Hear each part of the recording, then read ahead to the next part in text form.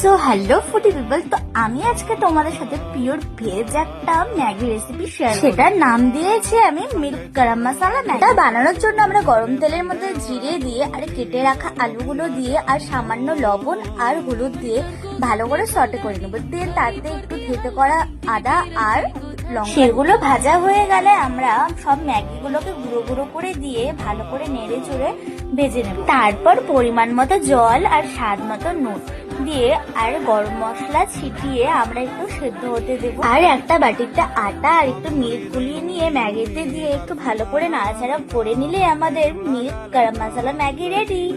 আর এই রেসিপিটা দেখে তোমাদের কেমন লাগলো অবশ্যই জানাবে, আর ট্রাই করে অবশ্যই জানাবে কেমন খেতে হয়েছে। এটাও আমার ফার্স্ট টাইম ট্রাই করা, খেতে আমার বেশ ভালোই লেগেছিল। তোমরা একবার ট্রাই করো। আর এরকম আরো রেসিপি দেখার জন্য বা আরো অনেক ভিডিও দেখার জন্য তোমরা আমাকে অবশ্যই লাইক করো, ফলো করো আর